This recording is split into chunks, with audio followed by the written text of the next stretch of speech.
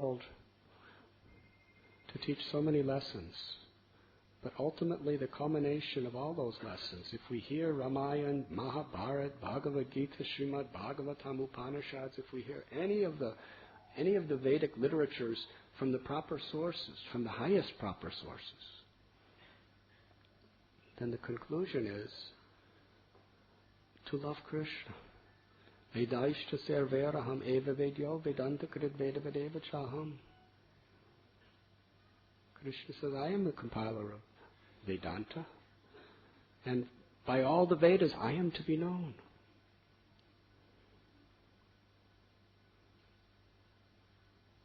In fact, the Srimad Bhagavatam teaches, and Lord Chaitanya Mahaprabhu emphasized, that a devotee is not interested in any of the 5 types of liberation. Isn't even concerned with having bodily features like the Lord eternally, having the same opulences, living on the same planet, being the constant associate. Devotee is not concerned with any of those. A pure devotee simply wants to serve in any situation, according to the Lord's will.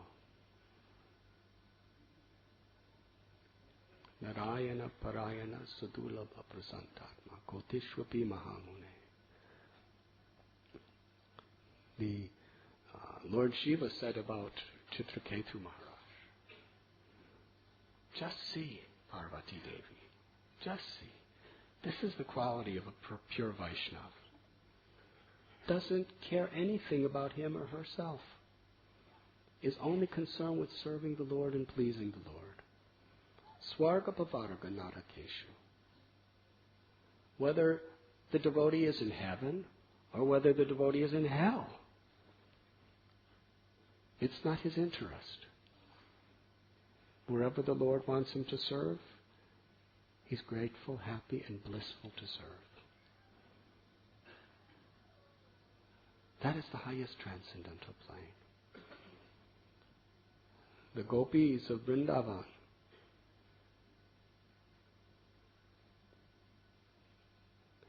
if Krishna has a headache, they're willing to put the dust of their feet on his head. And if it means, for that offense, going to hell for millions or billions of years, they don't mind suffering in hell if it will give some pleasure to Krishna. Now, would Krishna allow such a devotee to go to hell? Vasudev Dutt understood that Sri Chaitanya Mahaprabhu's mission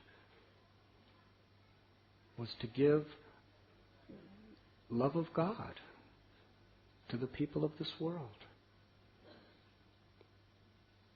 So he prayed to Sri Chaitanya Mahaprabhu, let all their karma come on me. I'll go to hell. I'll suffer hellish conditions for any amount of time, but let all of them be with you, happy, liberated. Lord Chaitanya cried. He said, you are Prahlad Maharaj. You are speaking with such compassion. Why would the Lord allow you to go to hell when you're giving everything for Him? The Lord will liberate the whole universe just on the basis of your desire.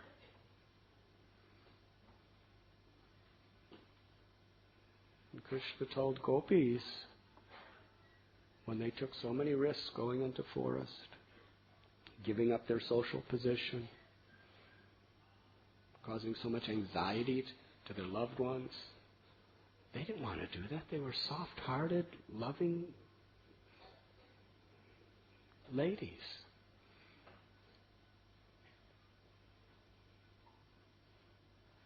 But they took such risk of enduring so much pain, humiliation, and disgrace just to give pleasure to Krishna. And Krishna reciprocated. He said, I cannot pay you back with all the wealth of all the material and spiritual worlds, I cannot repay you, even in an entire lifetime of Lord Brahma. Just be happiness with that love that you feel in your own heart.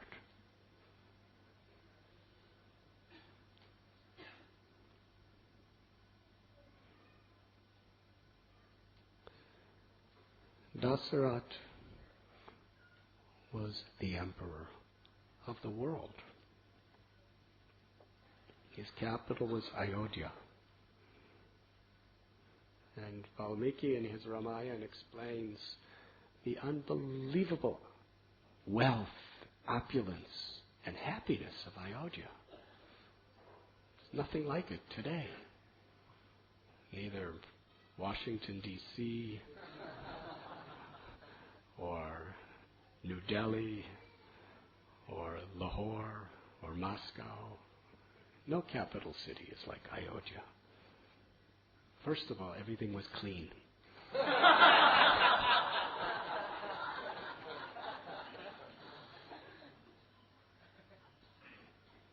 For those of you who are proud about Bombay, I think I told you I saw a survey by some international agency, and of all the cities in the world, Bombay is, what, 7? Number 7, as far as the 7th dirtiest city in the world.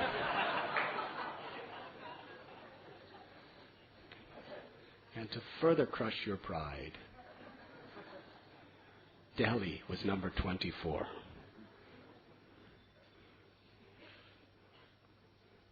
And Calcutta is so clean it wasn't even on the list.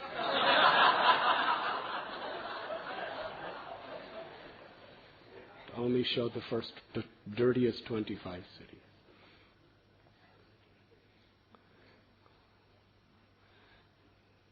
So everything was beautiful. Ivory walls in his palace, ivory furniture was lit with emeralds and diamonds and rubies and jewels, millions and millions of them everywhere. Practically like what we use by building with cement, they use diamonds, emeralds, rubies, and sapphires.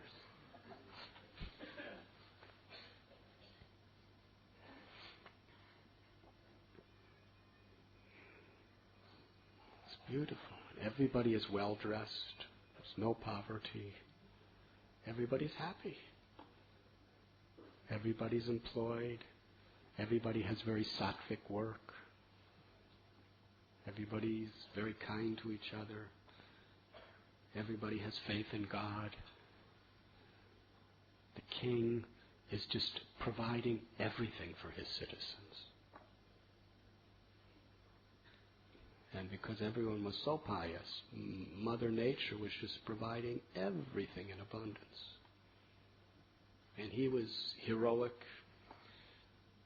He had no challengers of other kings. Everything was so fine. But he looked out his window in complete anxiety. He was the most miserable man. Because despite having all the wealth and the power of an emperor, and healthy body, and everything was going his way, one thing didn't work. He had no son.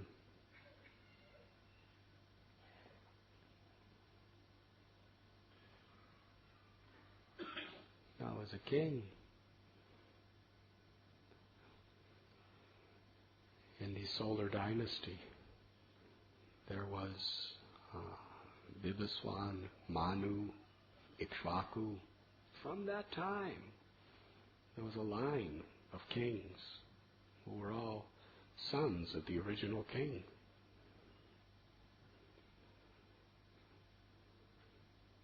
If he didn't have a son that he could coronate as the next king before he retired, then he was completely failing in his most important of all duties. And it was just like a dagger in his heart, causing him so much misery and pain.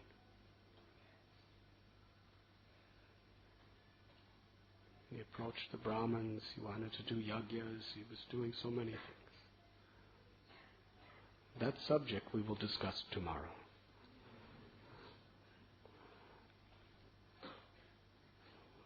But it is a lesson.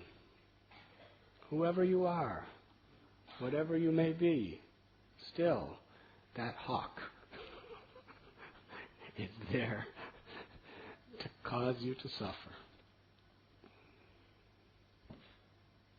And it's very powerful. Unless we take shelter of the Lord. Because Krishna doesn't say that if you surrender to me, then this material world will be a nice place. Krishna says, Abramabhavanaloka punar avartanorjana mamupete tukonteya punara janmana vidyate. From the highest planet to the lowest, they're all places where you have to die. They're all places of suffering. Krishna consciousness is not the art of worshiping God so that you could be happy in material life.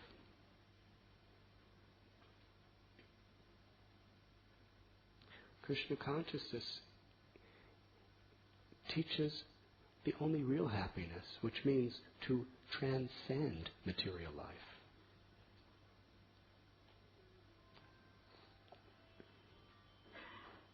Even if the hawk grabs you, like the little fish, and takes you out of the water, you can't even breathe. And he's just flying higher and higher. And you know he's going to eat you. Yes, that could happen. Devotee, not devotee. But if you're Krishna conscious, you could be happy, even in that situation. You could be happy. Knowing, so nice, I'm going back to Godhead. And you chant the holy names. Hare Krishna, Hare Krishna, Krishna Krishna, Hare Hare, Hare Rama, Hare Rama, Rama Rama, Hare Hare. Just like Prabhupada gave example of the kitten and the rat. The rat is in the mouth of a cat and sees the cat as death personified. The kitten is in the same mouth and sees the cat as a most loving, protective mother. So even death, even the most difficult situation, for one who has not taken shelter, it's very inconceivable, very painful. But for one who takes shelter, whatever situation, we know it's just going to bring me closer to the Lord if I just remember Him with faith and chant His holy names.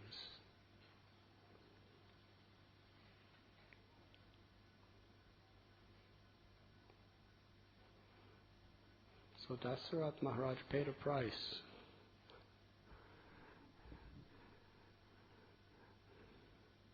But because he turned to the great sages and he worshipped the Lord,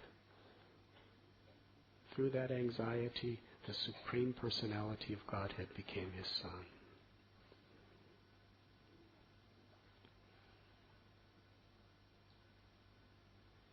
Devaki and Vasudeva also. It wasn't easy. They were in prison. 6 of their children were killed. The 7th one appeared to be a miscarriage. The 8th one was Krishna, because they never gave up their faith.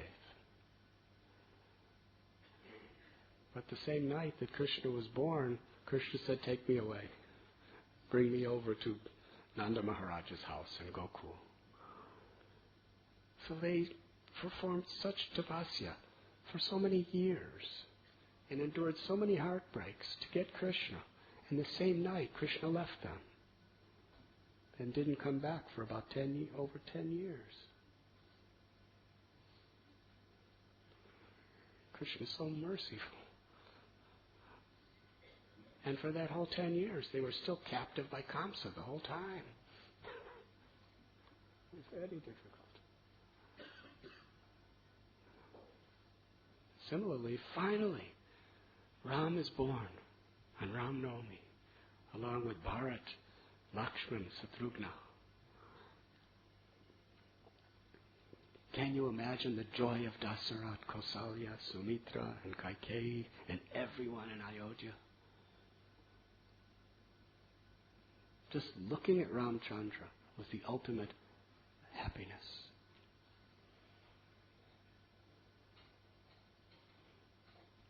But then one day Vishwamitra Muni comes.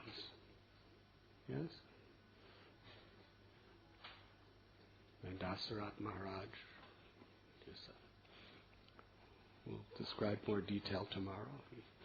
He welcomes Vishwamitra. He says, I am your servant. How can I serve you? Vishwamitra Muni looks at him really grave. He said, do you promise? Do you give your word as the king of the Raghu dynasty that you will give me anything I ask for? Dasharath Maharaj said, of course. Well, I have come, long walk from the forest, where I'm performing yajna, but my yajna is being destroyed by two Rakshasas, Maricha, Subahu.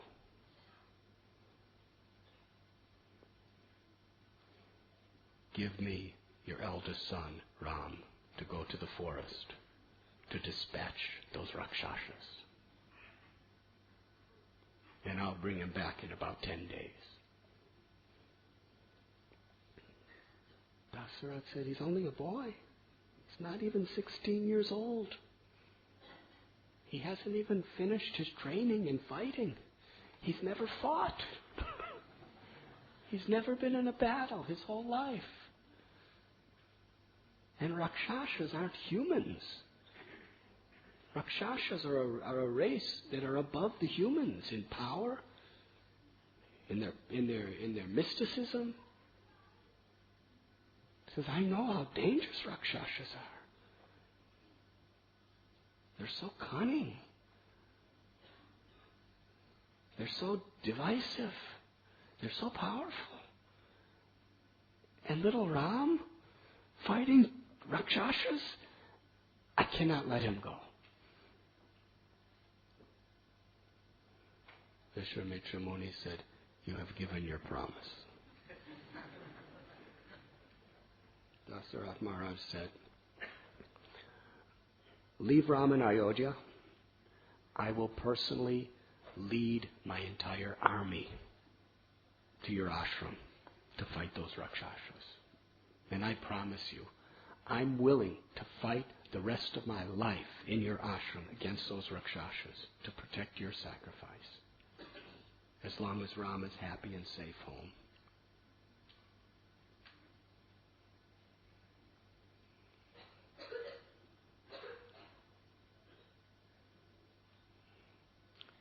Vishwamitra Muni became very angry.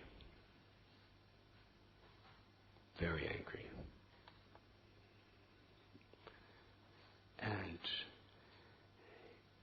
in a stern voice, he chastised Maharaj Dasharath. He said, you think you can help me? These two Rakshasas have been sent by Ravana. It's below his dignity to just be just ruining the sacrifices of sages like me. So he sends his representatives. but he's right behind them, ready to fight. Dasharath Maharaj, when he heard Ravana's name, he said, I have heard news about this Rakshasa. Nobody can stand before him. What can I do? What could all my armies do? He could single-handedly destroy my entire army.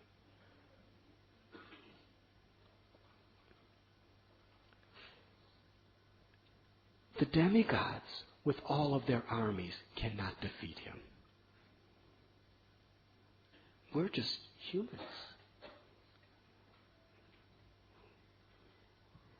And what to speak of my little Ram? No, not possible. Vishwamitra Muni said, if you do not give me Ram, then I curse you will bring eternal infamy to your entire dynasty.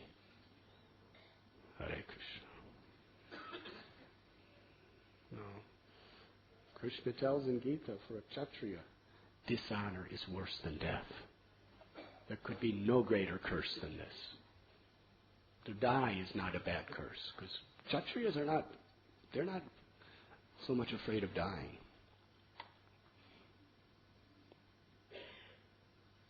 But to be dishonored, to dishonor your entire dynasty, that is a fate billions of times worse than death for a Kshatriya with integrity.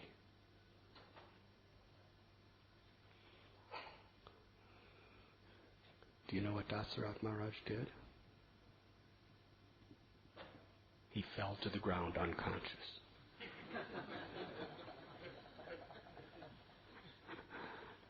Then Vashishta Muni took him aside. And he said, send Ram. Vishwamitra Muni himself can destroy those Rakshasas. I have seen his powers. He used to be a king. He worshipped Lord Shiva and has all the astras of Shiva to use. He's very powerful. But he's not fighting because he already told us that he could kill these demons effortlessly. But because he's performing the yajna, the rule of the yajna is he's not allowed to get angry, or else the whole yajna is spoiled. And to fight them and kill them, he has to get angry. So therefore he's coming to ask for Ram. But he'll teach Ram all the weapons that he has, and he'll protect him. And besides that, King Dasharath, it's already been told to you that your son is the Supreme Personality of Godhead. There's no fear. There's no harm. He will be perfectly safe. Send him with Vishwamitra Muni immediately, because he's really angry. And I know what can happen if he gets angry.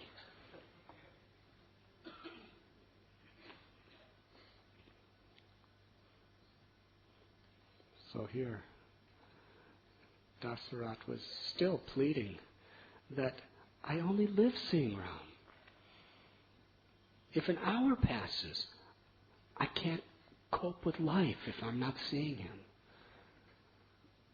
How could I possibly tolerate him going away from me? So here we have life. First, he's so miserable because he doesn't have a son. And then he's so blissful because he has a son. And now he's so miserable because of his son.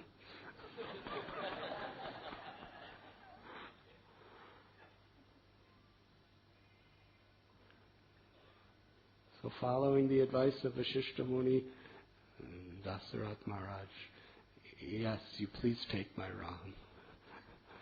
And please bring him back soon. And take Lakshman also. Because Lakshman cannot live a moment without Ram. And Ram cannot live a moment without Lakshman. So Dasharath Maharaj went to the forest. He suffered immense separation, as well as Kausalya, Kaikeyi, everyone, Sumitra, the whole dynasty. Everyone in Ayodhya was just weeping and crying that Ram is leaving, going to the forest with Vishwamitra Muni to fight Rakshasas.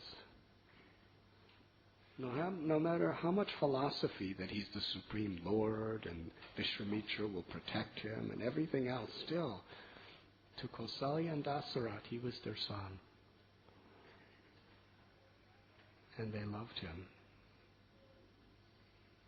as a parent for a child. Think about it, parents.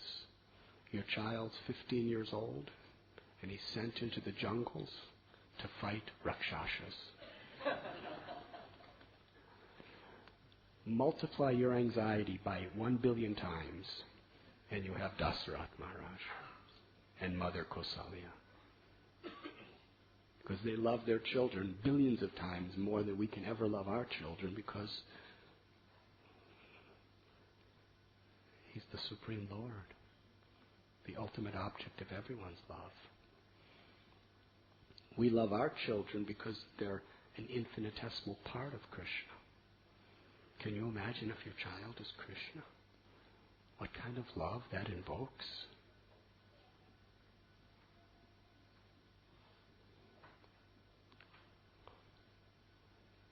So, it seemed like a really, really difficult, horrible thing that happened to Dasharath and Kausalya. But Ram went and he dispatched Maricha by shooting him with an arrow and sending him into the ocean 800 miles away. Then after that, they went on a tour with Vishwamitra Muni, Ram and Lakshman. They collected wood for him, made fires for him to keep him warm, collected water for him, went and collected herbs to serve him and fruits, massaged his feet, asked him so many questions about different histories of the Ganges and histories about different great dynasties. Like the most perfect disciples, Ram and Lakshman served their Guru. And then Vishwamitra Muni brings him to Mithila, and with his blessings, breaks the bow of Shiva, and is to be married to Sita. We'll describe more detail tomorrow. Actually, today's class is an advertisement for tomorrow.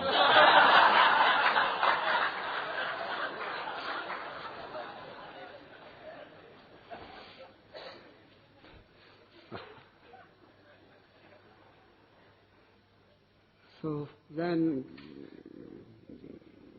Janak Maharaj, the father of Sita, is overwhelmed that Ram will be the husband of my daughter. The greatest kings, demons, demigods, they all came down to get Sita, but nobody could lift that bow.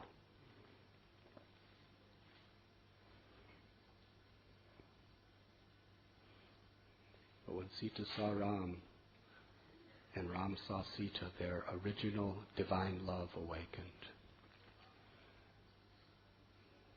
Absolute silence when he approached that bow. Everyone in the whole Mithila was praying, let him raise the bow. All he was supposed to do was lift it and string it. Just put the string on it. That's all he was supposed to do.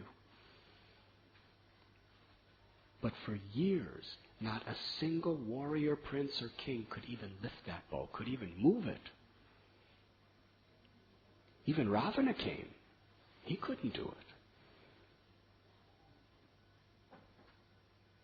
it. It took 300 gigantic men to move the bow into the assembly. Hare Krishna. And here's little Ram, whose arms are like soft like lotus petals, but very strong.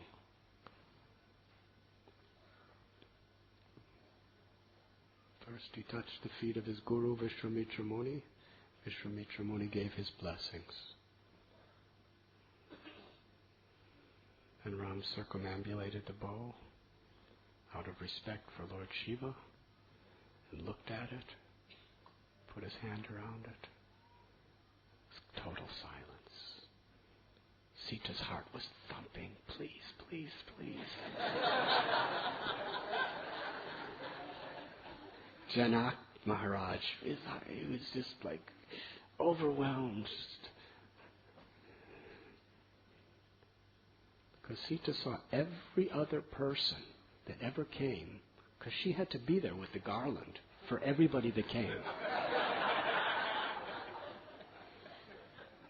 All these big Kshatriyas were coming, and she had to stand there with the garland. She was just praying, I hope he doesn't do it.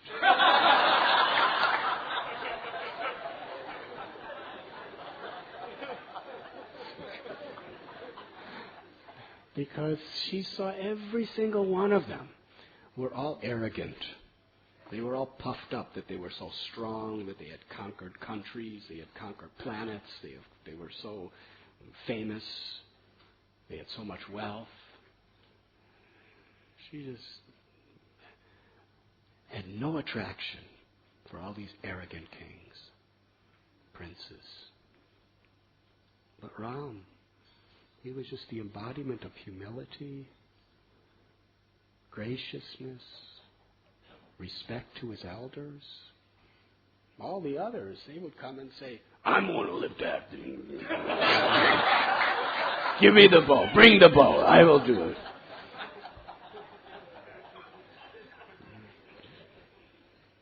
Sita was just...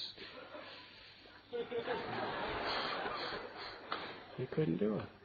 And finally, when thousands of the most powerful men on the planets couldn't lift the bow, they were so angry because their pride was so crushed that they all came together to declare war against Janak.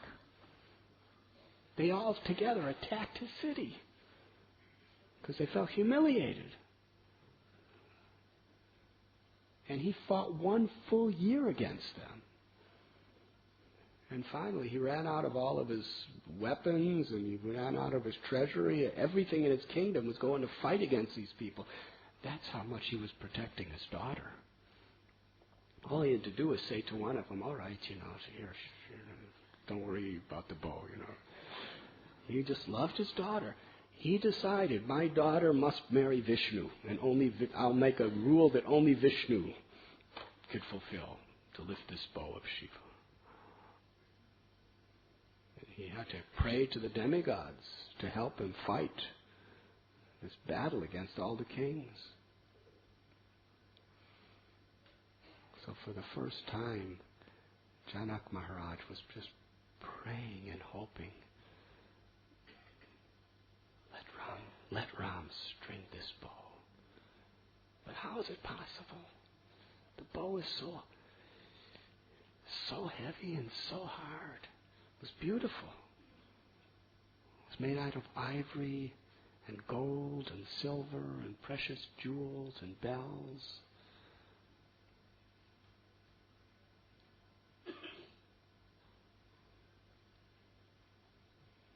Ram, unlike everyone else, he didn't brag. He just touched the feet of his guru and offered all respects and permission from Janak Maharaj. He put his hand on it. Everyone was watching. And suddenly he lifted it above his head. There was cheers from all directions. But can he put the string on it? Then he put one end on the ground. He took the string on one end, had to bend the bow to string the other end, the string. Everyone was motionless. They couldn't believe what they had just seen. And he did it as effortlessly as one would lift up and bend a piece of sugar cane.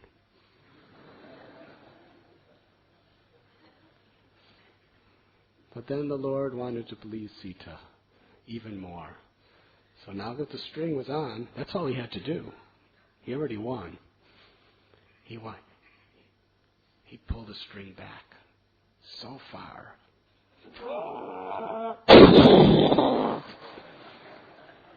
The bow broke with such a tumultuous sound. It was like an earthquake. Everyone fell unconscious.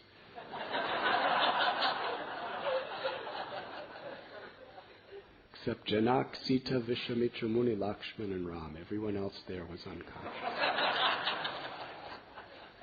And when they came to consciousness, they saw what the Lord had done. It was beautiful. The demigod showered flowers. Everyone in Mithila was dancing and singing and crying. And then Sita was so sweet that she just waited for her father's instruction. The father instructed her, and she came with the garland. She looked at Ram's feet. And somehow she just slightly glanced toward his eyes, and he glanced at her eyes, and then she looked down again. But that moment of glance just absolutely filled both of their hearts with unlimited ecstatic love for each other. And Sita placed that golden garland around the neck of Ramchandra. And the whole of Mithila went into an ecstatic celebration.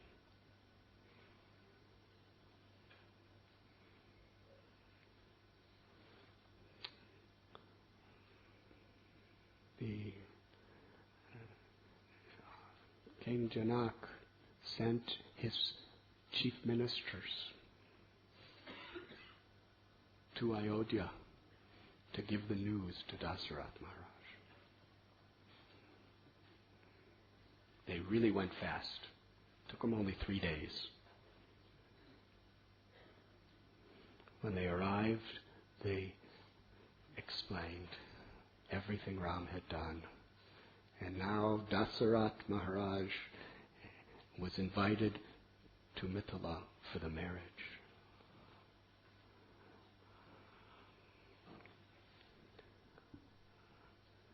Dasharath Maharaj, he heard all about Sita. And Maharaj Janak was the person of all the kings in all the world, he honored and loved him as his best friend. It was the ultimate fulfillment of his desire. That Ram, he told his people, he said, I was just discussing with you about how we should arrange for Ram's marriage. But who? And just at that point, Vishwamitra Muni came and took him away. And what appeared to be the most devastating thing in Dasharath's life was the cause of the happiest moment. Yes? He was praying, begging, suffering that Ram was going to be taken away. But because he was taken away, everything changed. Now he's going to marry Sita.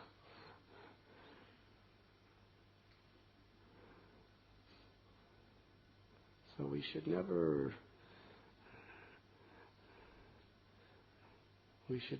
see things simply by how they appear. One day when I was sitting on that rock on the bank of the Ganges, I was looking at the waves, and I was thinking, what do I see? And what's really there? Below those waves are whole civilizations of fishes. Yes? Millions and millions of fishes swimming all around, and all sorts of wonderful, wonderful underwater vegetation and rocks. But what do we see? We can only see the surface. But there's so much beneath the surface. It's like you look at the sea. All you see is the surface. Every now and then you may see a fish jump and go, "Doop." And you say, and your little daughter says, "Look, Mommy, a fish, a fish. Did you see that fish?" There's billions of fish down there. You just happen to see one because it came to the surface. So life is like that. We can't just think that the surface of what we see, what appears, is all in all. Because God may have a plan.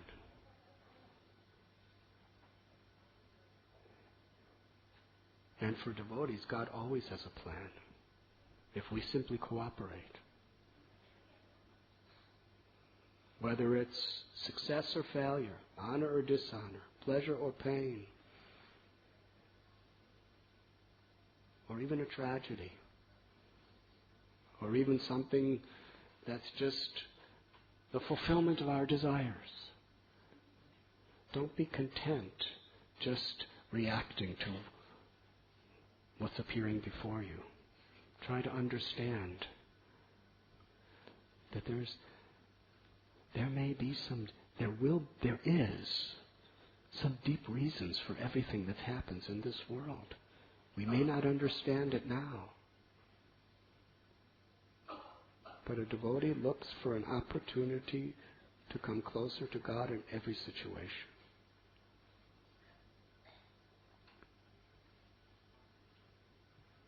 Yes, when things appear at its worst, that Rama is being taken away from us, it may be just an arrangement to get Sita as your daughter-in-law.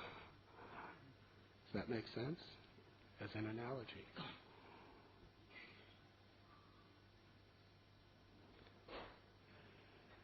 Srila Prabhupada was actually a very, very successful businessman in the pharmaceutical works in Allahabad. And then he lost everything. Everything. He was always a great devotee, serving his guru's mission and so many things, but he lost everything. Things were stolen from him, he was cheated, this and that, and everything else. Now, for most people who that happens to, they either commit suicide, or they just become really depressed and hate the world, or they want to get revenge, or whatever. But Srila Prabhupada remembered the words of the Shastra. Yasyaham anagrinami harisheta dhanam shanai. When the Lord shows His special mercy to His devotee, He may just take everything away. So that devotee has no one else to turn to except Krishna.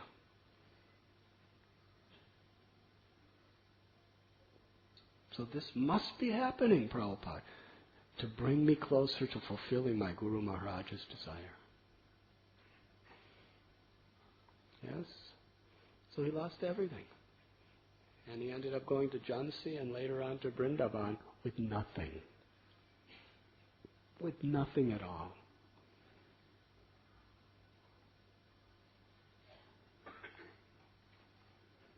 But a few years later, he comes back from America to Bombay, sometime later.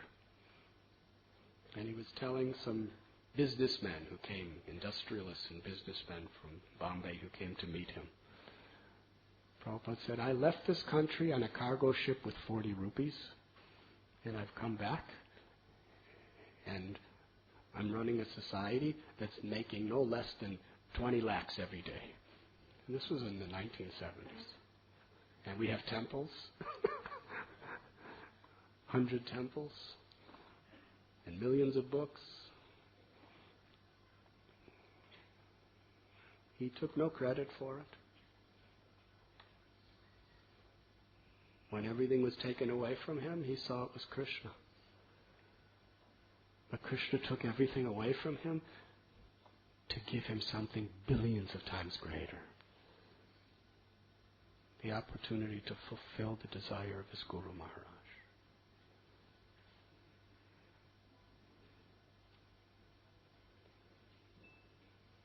Now, he may not have been thinking, he may not have known, he may or may not have known the exact details of what's going to work out when everything was taken. But he had faith that Krishna has a plan. And when he was on the Jaladuta, and he was getting a series of heart attacks, with no doctors, and no hospitals, nothing. He was just alone, just sitting there, just suffering heart attacks. And seasickness on top of the heart attack.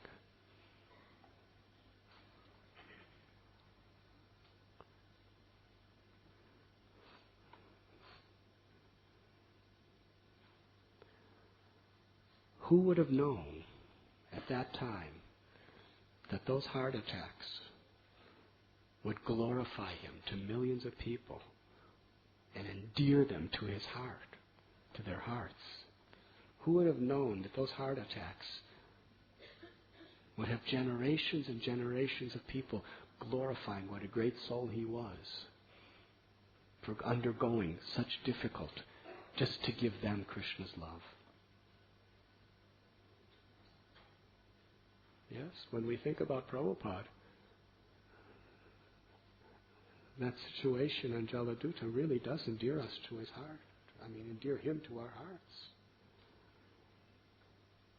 He went through all that out of compassion for us. No other reason. He had nothing else to gain except to give us love of God. When it was happening, it appeared terrible. But Krishna transformed it into one of the greatest historical pastimes of Vaishnava history.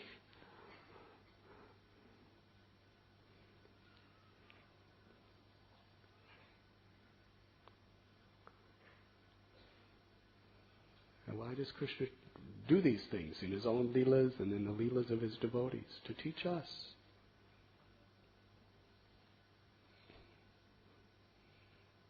And whatever situation may come, is when you take to Krishna consciousness, don't think that that means your whole material life is going to be prosperous and nice and happy and everyone's going to like you and your business is going to be good. It might.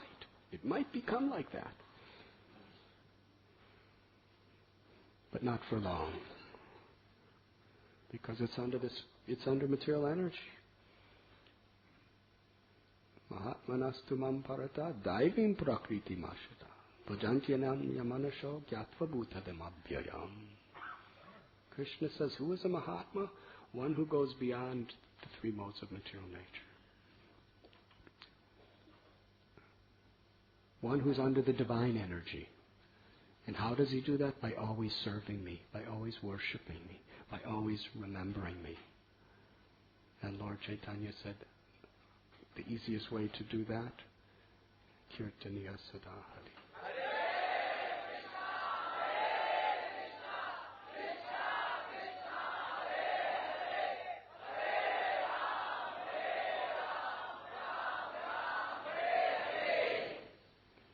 So when we become devotee, we learn to see the opportunity to take shelter and access the empowerment and the love of Krishna in every situation in life. That's the beauty. If things go well, wonderful. If things don't go well on the material platform, wonderful.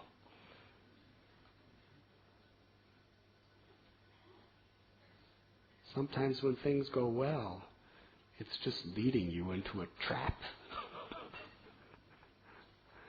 And sometimes when things go well, it's leading you back to Godhead, if you just have the right consciousness. And when things are not going well, it may be leading you back to Godhead. It's just a matter of our consciousness. To remember Krishna in a favorable way and reciprocate by remaining faithful.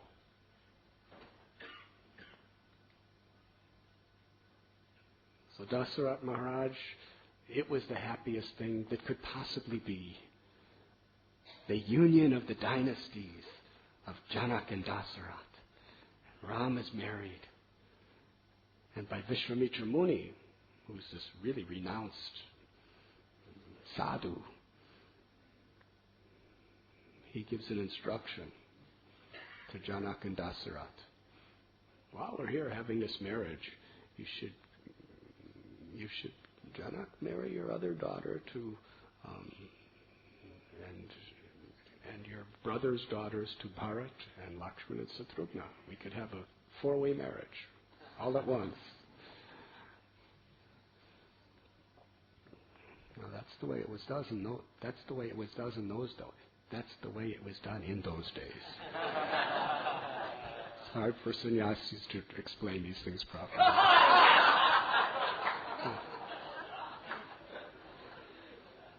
Vishwamitra Muni told him to do it. Immediately they were blissful. Yes, very good, very good. They were all married. So now Dasharath Maharaj is the happiest man. And Kaikeyi, Kaushalya, Sumitra, they're very happy ladies. But how long did that happiness last?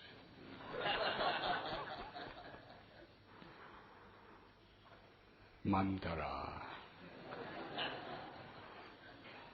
But we'll tell that story tomorrow.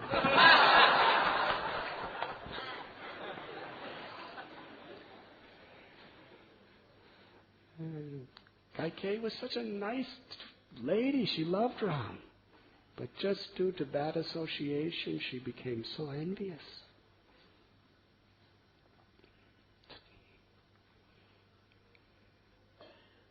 And banished Ram to the forest for 14 years.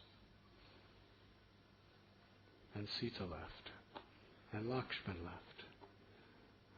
Unbelievable. The whole city of Ayodhya was devastated. Nobody could understand anything except that this is just horrible, a fate worse than death for everyone. But the plan of the Lord was, this was what was required in order to get Ravana and his dynasty. And even for Sita Ram Lakshman, when they were living in Chitrakoot, they were really happy. Even Sita and Ram were discussing at the Kamagiri, saying, this is nicer than Ayodhya. So nice, beautiful trees and mountains, Mandakini Gangas flowing, and pure-hearted sages. We can sit and hear their kathas and serve them fruits and roots and berries. And just in this beautiful natural scene, most wonderful place in the world. Sita was so happy. But how long did that last? They were happy because they were together.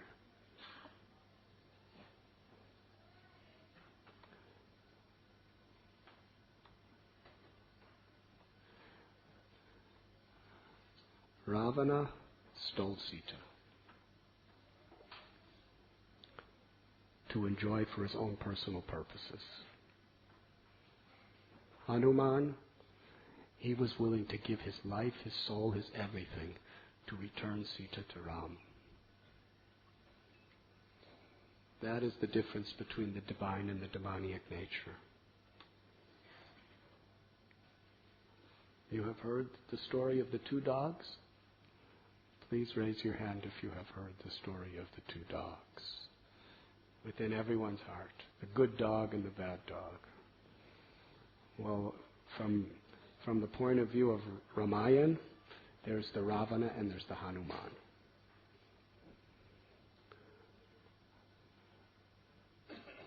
Ravana is willing to risk everything to take Sita, the property of God, to enjoy for himself.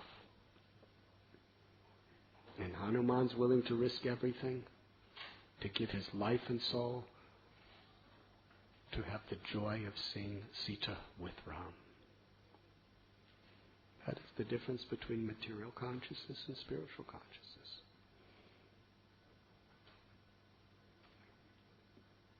Ravana wanted to enjoy for himself. Hanuman wanted to see Ram enjoy.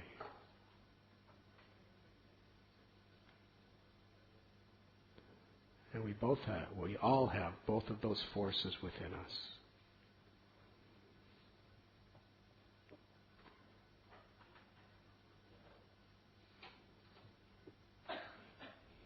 So everyone in India who are Hindus, everyone likes Hanuman.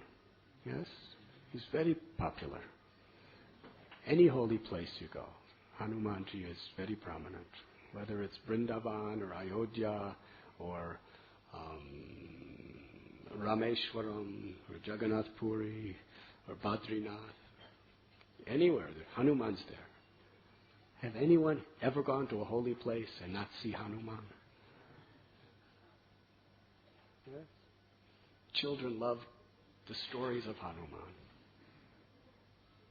I've seen so many of our little children, of our devotees, when they're small, you go to their home and they have little Hanuman clubs. They're running around beating everyone else in the family.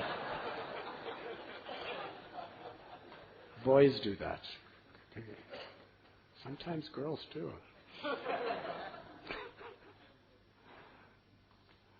But yes, Hanuman's very popular. But actually, Hanuman's a very serious subject. He may be popular, but what is he trying to teach you? And how much are we following?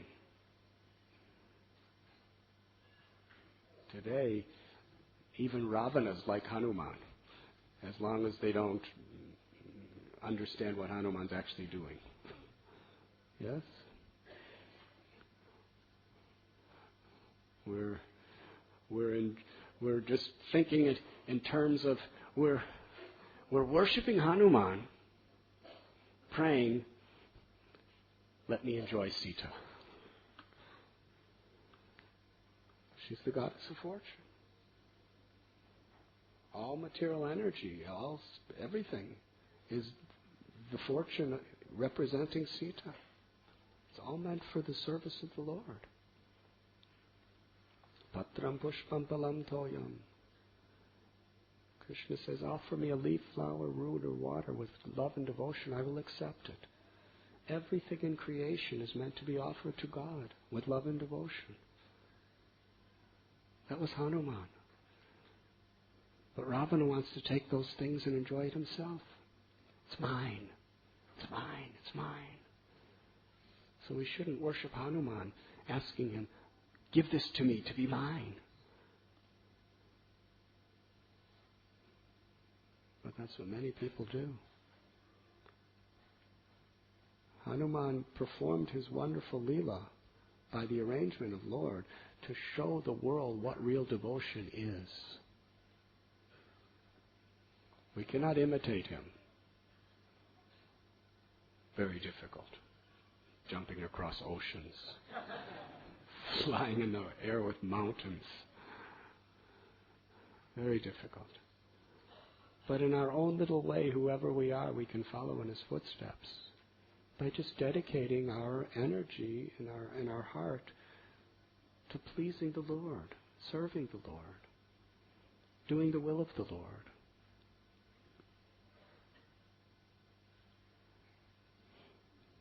Maybe we'll discuss that tomorrow.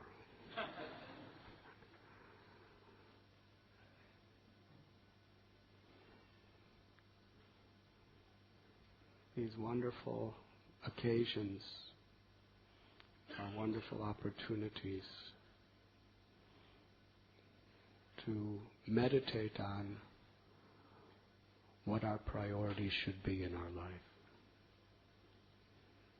and how to live our life through all the circumstances that may come in such a way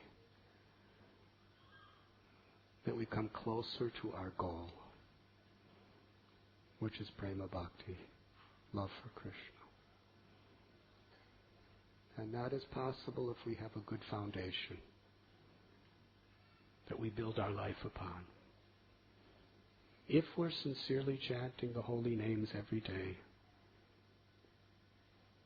we're chanting our 16 rounds every day, or if we haven't come to that point, regularly chanting, sincerely, attentively each day.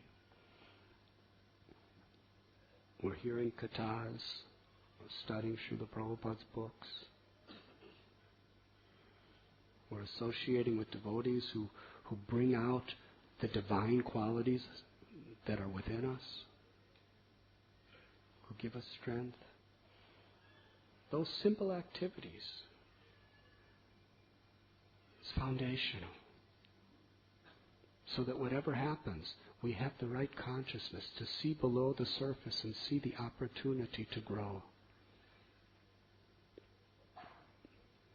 But if we do not have good sadhana, and we do not have good association, we will not have the intelligence. God will not give us the intelligence to make the right choices, either in what appears to be the good or the difficult things that may come upon us. We may be successful and make the right choice. There may be a crisis, so we make the right or wrong choice. It's not important. What's important is we make the right choice. And for that we need this strong foundation.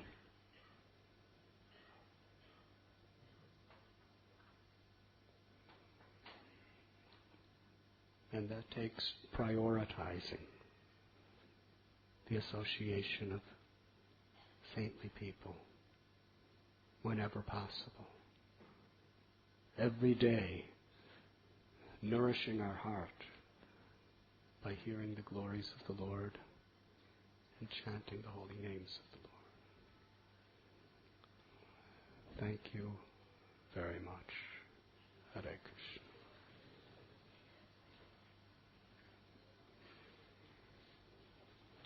At this time we shall perform Nam Sankirtan.